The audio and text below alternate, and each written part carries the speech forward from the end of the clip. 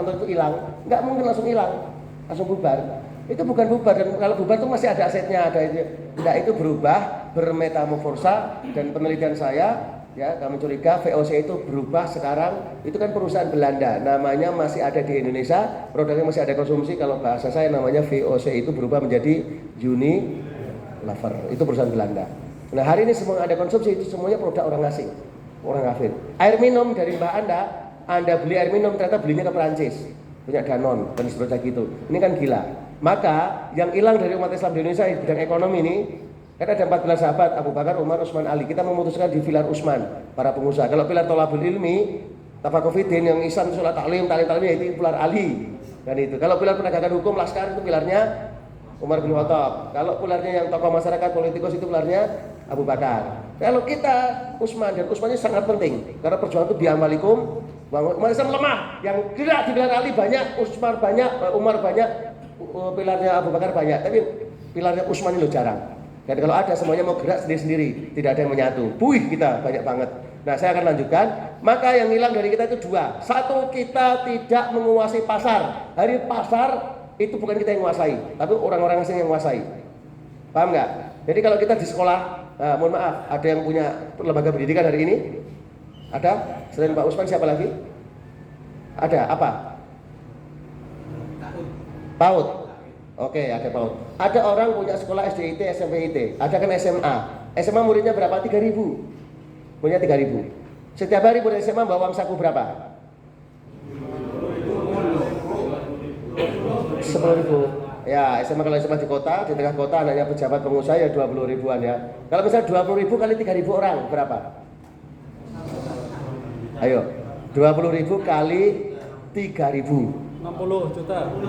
60 juta sehari. Kalau 10 hari berapa? 600 juta. Ya kan? Kalau 20 hari 1 juta 1 miliar 200. Kalau 25 hari berapa? 1,5 miliar. Itu uang belanja anak-anak. Dan keuntungan dari jualan makanan kulit anak-anak itu rata-rata 20-40%. Anggap aja 20%. Dari 1,5 M itu berarti 300 juta.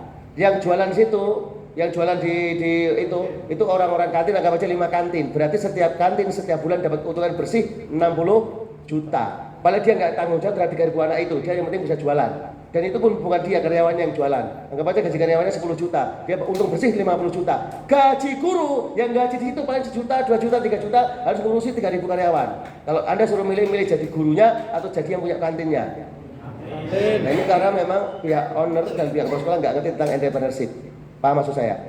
Tetapi yang konyol, Anda yang punya sekolah, Anda ownernya, Anda punya sekolahnya, Anda punya masa dengan demand setiap hari 3.000 orang, malah yang menguasai orang lain, orang luar yang bertanggung jawab. Apa maksud saya? Nah sama hari ini pasar kebutuhan jutaan orang umat Islam Indonesia, kita bukan yang menguasai. Satu, kita nggak menguasai pasar. Dua, yang paling penting, kita nggak menguasai jaringan pemasaran. Ada punya produk tahu aci enak di sini, orang Sulawesi mau, tapi nggak tahu aci di sana nggak ada. Ada banyak produk air minum sini, orang sini nggak ada. Tapi saya pernah di Halmahera Timur, di atas Raja Ampat Papua di sana, dekat dengan Lautan Pasifik. Itu air dari Sukabumi masuk ke sana. Kenapa? Ada orang Tiongkok hari ini datang ke Tegal, bawa uang 20 miliar, 50 miliar. Hari ini buka usaha, nggak nyampe 1 tahun, produknya dia ada di Maluku, ada di mana-mana. Karena dia punya jaringan pemasaran. Ada punya produk bagus, nggak akan sampai kemana-mana, karena lemah jaringan pemasaran. Harusnya organisasi masa Islam ada itu, ada Muhammadiyah, ada wajah macam-macam, harusnya punya. Kalau Muhammadiyah itu berarti jaringan pemasaran ini harusnya, tapi nggak ada hari ini. Pak maksud saya, ada lemah jaringan pemasaran. Anda punya produk bagus di Tegal, orang Kebumen aja nggak tahu produk Anda. Maka PBI itu berperan tiap kota. Ini satu kota, ini satu kemudian satu jamaah. Ini anggap aja gini. Nah ini saya kasih gambaran, ini sirohnya, ini cek di kitab-kitab siroh. Saya dulu kebetulan SMP SMA saya hafal banyak sekali kitab-kitab siroh, berbagai versi. Sampai per lembarnya saya dulu hafal, karena saya hobi baca, tebel-tebel segini tuh baca 2 jam aja selesai. Saking hafalnya. Kitab apapun primbon, batal jemut ada makna gitu. Pokoknya yang ada tak baca nih, dan saya paling senang baca kitab siroh zaman itu, SD SMP itu sampai hafal. Sekarang udah banyak hilang, kebanyakan kena WA. Nah, ini Rasulullah SAW pertama bangun teritori namanya Madinah. Yang dilakukan Rasulullah apa? Bela beli Madinah. Dia bikin fakta pertahanan dengan orang-orang di sini. Ada suku Bani Quraisyah, Bani Nadir, Bani Quraiko, semuanya Yahudi. Di luar sini ada suku-suku lainnya paganisme. Semuanya diajak untuk bela beli Madinah. saling bela, saling dorong di Madinah. Yang menarik adalah Rasulullah anggap aja di sini, di titik ini dengan masjid, semua hampir 80% orang Madinah itu orang Islam. Ansor Muhajirin semuanya Islam. Tapi minoritas Yahudi 20% itu masuk 3 pasar. Mereka punya 3 pasar, 3 mall, 3 marketplace. Mereka punya yang menguasai. Apapun orang Islam kalau beli ke pasarnya mereka. Bani Quraizah, Bani Quraizah, Bani Nadir. Ini. Pokoknya kalau beli ke sini, kalau jualan ke sini gitu kan. Yang terjadi dengan pasar ini apa? Penuh dengan kapitalisasi dan riba rente. Restribusinya mahal, pajaknya mahal, timbangan nggak jelas gitu kan. Banyak sekali penipuan dan seterusnya ini. Ujungnya Rasulullah pertama dilakukan setelah bangun ini, seluruh sahabat suruh menghidupkan sentra-sentra produksi. Ada yang tanam kurma dan itu. Sampai tumbuh, begitu tumbuh panen massal, jualnya tetap ke sini. Akhirnya kejadian hari ini ternyata di Batur, di Banjarnegara atas saya bina petani kentang, petani kobis. Kobis di sawah 1 kilo 100 rupiah, di pasar 2.000. Yang untung siapa? Para kapitalis. Nah ini petani ini. Nah di sana sama. Produksi massal umat Islam, tapi jualnya di sini harga mahal. Yang untung ini para pemilik penguasa pasar, orang Yahudi ini. Maka Rasulullah langsung bikin lapak di sini satu. Tapi kalau nggak salah Huyai bin Akhtab, salah tokoh Yahudi marah, dibongkar ini, dibongkar. Maka Rasulullah mengatakan dalam sejarah terkenal, demi Allah akan aku bikin dia jauh lebih marah lagi. Maka sekitar 3 rumah dari Masjid Madinah ada tanah sekitar 4 hektar ini dibikin pasar. Semua umat Islam jualnya di sini dan kalau beli hanya di sini. Ini. Dan diawasi dengan ketat aturan mainnya oleh kepala Satpol PP yang ganas, kejam, sekali salah kepret. Namanya Umar bin Khattab. Macam-macam dikepret ada gitu kan. Maka yang terjadi di sini apa? Gak ada monopoli. Siapa datang duluan dia berhak gelar dagangan. Gak ada monopoli. Barang tidak ada yang dimanipulasi. Timbangan jelas adil. Harga murah langsung dari tangan produsen pertama. Maka saya mau tanya, pasar ini kok punya kualitas gak? Ya. Orang lebih suka belanja sini nggak? Ya. Maka umat Islam kalau belanja di sini nggak ada yang belanja ke sini. Payung nggak 3 pasar ini? Ya. Maka ini sejarahnya Bani Yahudi, kaum Yahudi kemudian tersinggung, marah, iri, dengki, akhirnya musuhin Rasulullah. Selain masalah ideologi. Maka para sahabat al-wala wal barok belinya hanya ke pasar ini, nggak beli ke yang lain. Termasuk orang-orang yang ada di sini, termasuk suku Yahudi kalau beli barang murah ke sini. Akhirnya ini pasar tutup. Ini kisahnya. Hari ini kita nggak usah bongkar marketplace punya kafir Yahudi semuanya. Kita nggak usah bongkar mall-mall mereka. Kita bikin pasar sendiri. Kita bikin market sendiri. Dari kita, oleh kita, dan untuk kita. Tentu di sini nanti harga akan lebih murah. Silakan Anda sekarang jualan di Shopee, di Bukalapak, dimanapun. Tetap di situ. Tetapi sambil kita punya pasar sendiri, nanti kita jualan di sini harga jauh lebih murah. Di sana saya ngambil untung 1.000 rupiah. Sini pasar kita sendiri. Nanti saya ngambil untung cuma 500 rupiah, nggak apa-apa. Demi membela umat. Kira-kira barang lebih murah di sana atau di sini? Kira-kira umat akan beli kemana? Nah ke depan pasar ini kita wakafkan, tidak kita miliki pribadi. Kalau kita miliki pribadi nanti orang nggak akan mau, kelompok lain nggak akan mau. Wakafkan untuk umat. Kita gandeng nanti Muhammadiyah, gandeng NU, gandeng Tarbiyah, gandeng apapun. Ini wakafkan pasarnya. Hari ini kalau NU bikin, Muhammadiyah bikin, PKS bikin, apapun bikin. Tapi untuk kelompok. Coba marketplace NU, Muhammadiyah nggak mau ikut, betul? Nah kan ini wakafkan untuk umat. Nah maka sarannya, nah sekarang ini konsep al-mabro. Maka kalau ini desa Anda ada 100 orang di dalam kakak, ada minimarket Alfamart, Indomaret, itu kan, Setan Mart apapun lah. Nah, pasarnya Anda. Tapi kalau Anda kenal 80% penduduk ini, kenal keluarga Anda, lalu sepakatnya kita bikin pasar sendiri, bikin toko sendiri, grosir sendiri. Anda beli di sini, Anda jualan di sini, dan ini punya Anda juga keuntungannya. Kira-kira payu nggak ini? Lalu ini payu nggak? Enggak. Itu caranya. Dan ini dipakai seluruh dunia. Maka kalau di Inggris namanya Buy British, di Amerika Love Made in USA, dan terus gitu. Itu proses awal pembelaan, beli bolo dewe. Maka kalau sekarang kader alumni PBI siap beli bolo dewe nggak? Siap. Nah kalau kali ini ada 1.000 orang di Selawi, kira-kira apa yang terjadi dengan Anda yang tinggal di Selawi? Ada 1.000 orang yang tinggal di Selawi, kira-kira apa yang terjadi dengan bisnis Anda?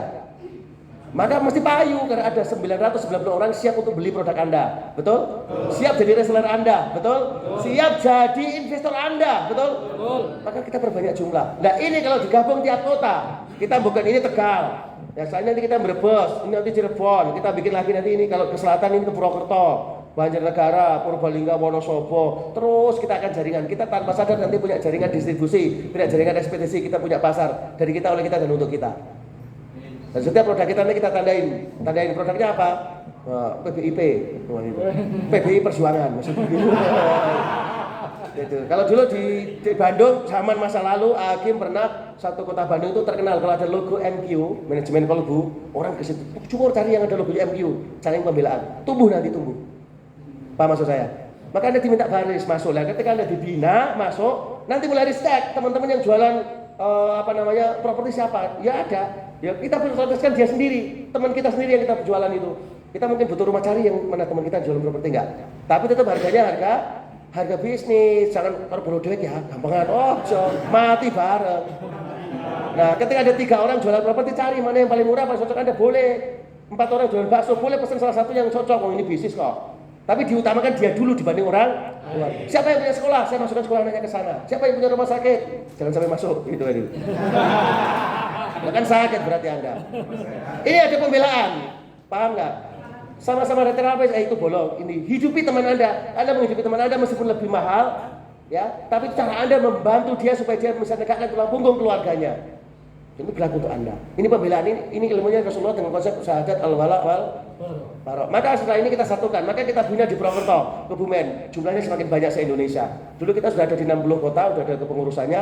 Hari ini kita akan tambahkan. Dan saya mulai insya Allah bulan-bulan akhir tahun ini saya akan mulai masuk ke Lampung. Nanti kita masuk sampai Palembang, Padang sampai Aceh. Sulawesi sudah kita kuasai jaringan tiap kabupaten. Hari ini di sini Jawa Tengah sudah mulai dari sini sampai ke Purwokerto, Cilacap, Kebumen, sampai ke Klaten sana, sampai ke Jawa Timur. Purbalingga ada. Yuk kita bangun bareng-bareng.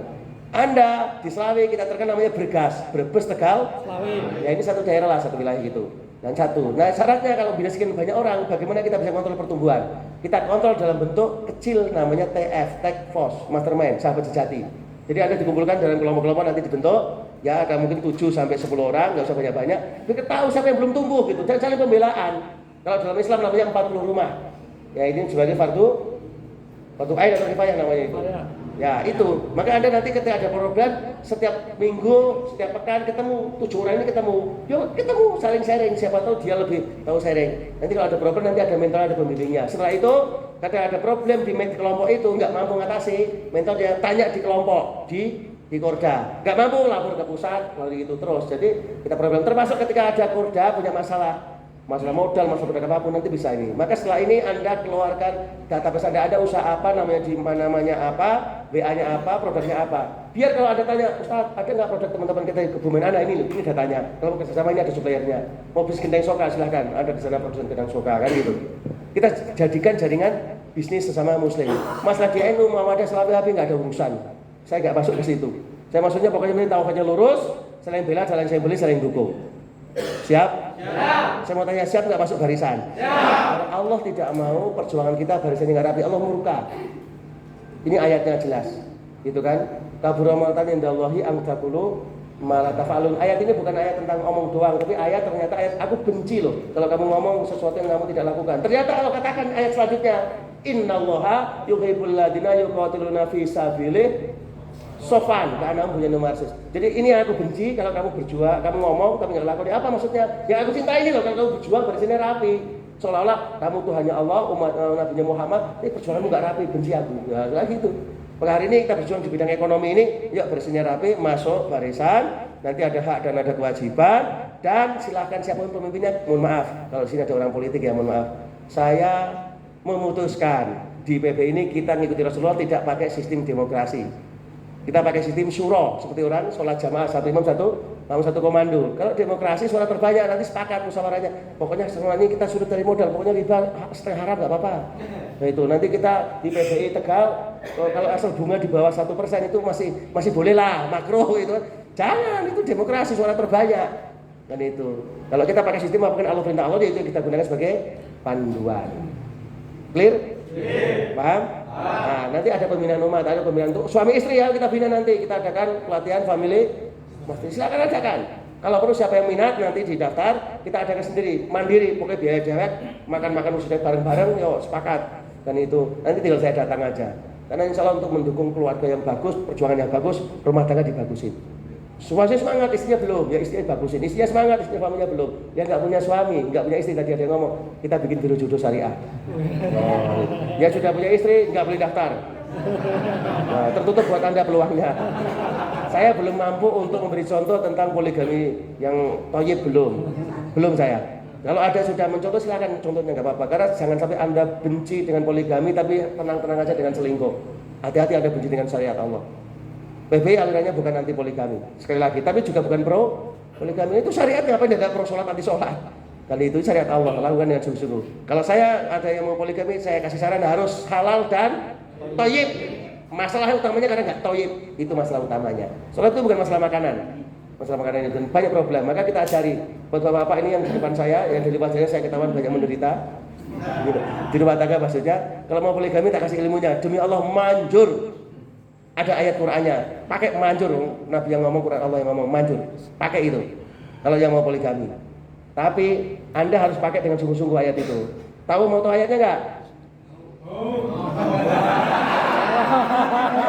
Mau tahu ayatnya enggak?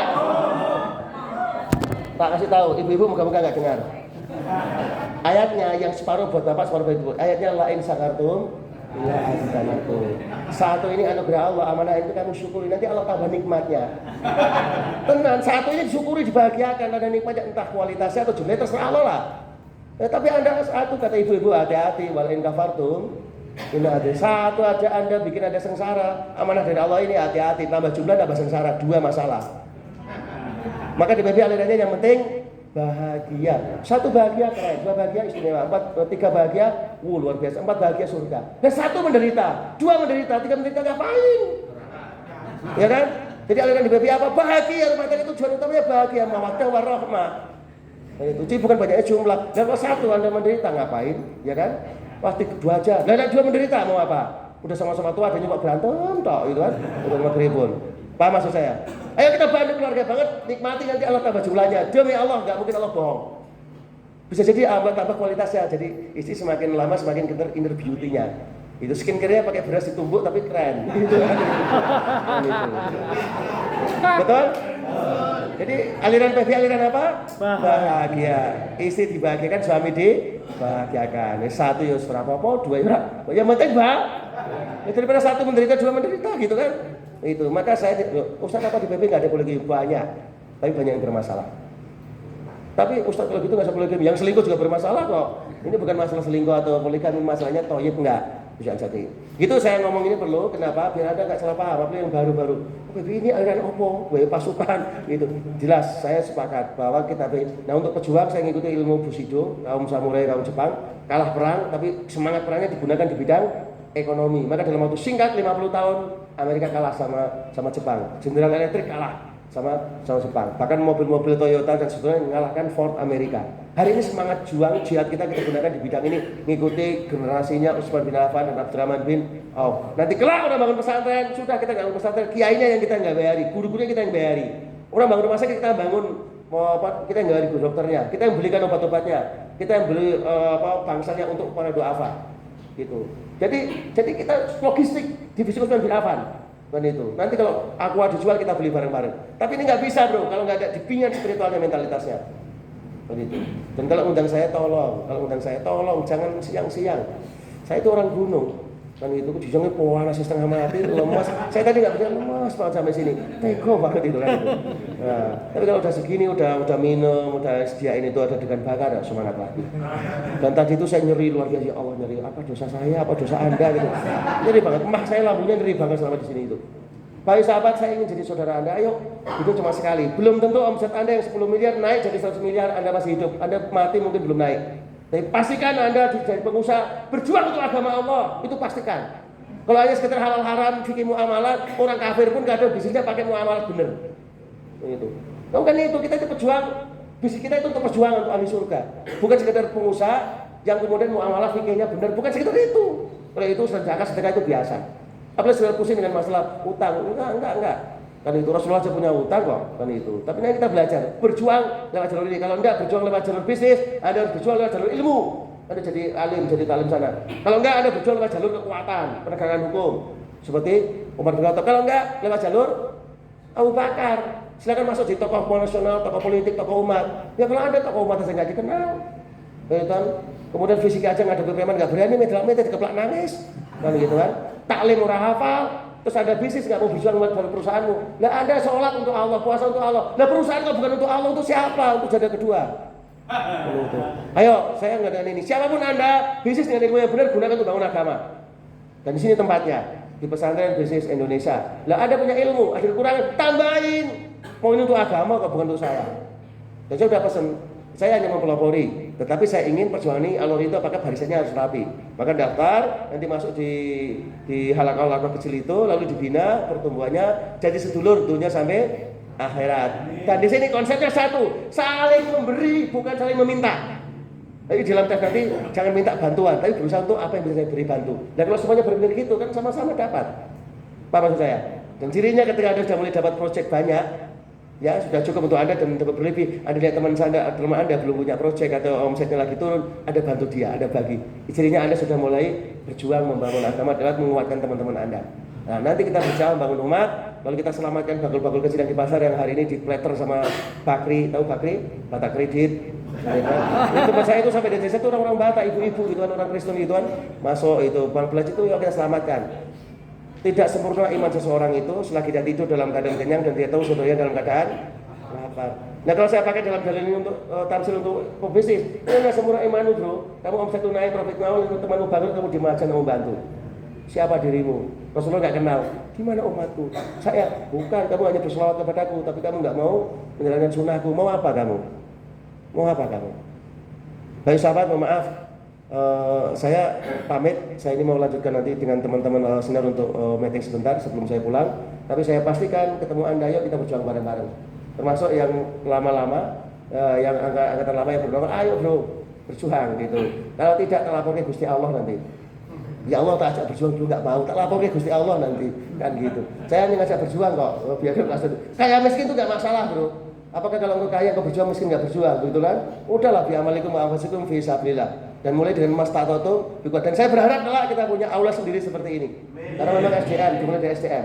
Yuk kita mulai kita training SDM-nya. Nanti kalau para manajemen ini kebingungan dengan SDM, kita bikin training pelatihan untuk para karyawan. Kita bantu mereka tumbuh perusahaannya agar bisa bangun umat, zakat yang benar, sedekah yang benar. Kita pokoknya bangun pengusaha muslim, kita bangun. Terlepas dari kelompok apapun, kalau bagi saya nggak masalah. Saya diundang oleh PPMI, oleh KPMI, diundang oleh CPR, oleh Pentra, oleh apapun. Yang penting tujuannya bukan modus, untuk umat. Saya akan datang. Dan saya sudah terbukti selama ini saya datang. Dan itu, saya nggak minta bayaran, saya berangkat sendiri. Tetapi kalau untuk modus saya nggak mau. Dan itu, saya udah kenyang dimodusin oleh politikus. Dan itu. Jadi hari ini saya ingin kepada Bapak sahabat dan PV sekali lagi orang-orangnya boleh ikut politik praktis, saya nggak larang. Saya bukan mengharamkan. Tetapi PV tidak ikut di politik praktis. Fokus bangun agama ini. Dan ini politik kita. Fokus bangun BC ini, bangun bersama untuk umat. Maka nanti Bapak sahabat ketika masuk pertama nanti dibagi TF-TF, setelah itu Anda menyerahkan database Anda. Maksudnya Anda siapa, bisnisnya apa, nomor BI-nya di mana, produknya apa. Biar teman-teman yang lain kalau tanya tahu. Ada pun nanti boleh tanya bisnis apa di tempat lain. Di Purwokerto teman kita ada siapa, di Sulawesi siapa aja, bisnis apa aja. Database itu biasa diakses nanti. Inilah taraf pengumpulan database. Alumni kita udah puluhan ribu. Tapi memang selama ini belum teratur karena semangat untuk penyebaran pencerahan. Hari ini mulai kita tata. Gitu. Karena persiapan menyambut 2024 bukan partai politik. Saya punya keyakinan 2024 adalah awal kebangkitan Islam. Ini para ulama sudah meyakini tahun 2024. Setiap 100 tahun akan muncul pembaharu agama, mujaddid. Dan itu dulu ada Imam Syafi'i rahmatullahi alaih, itu sebelumnya ada Umar bin Abdul Aziz. Terus setiap 100 tahun itu hadis Nabi sahih insyaallah. Setiap 100 tahun ada pembaharu agama. Dan kebangkitan Islam akan jaya dan kami meyakini 2024 ada awal.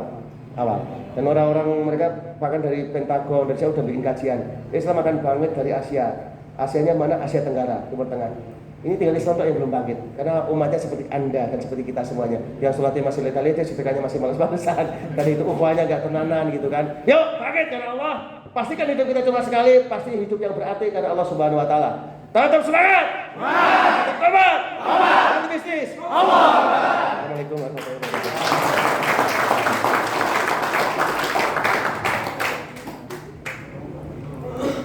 Terima kasih kepada guru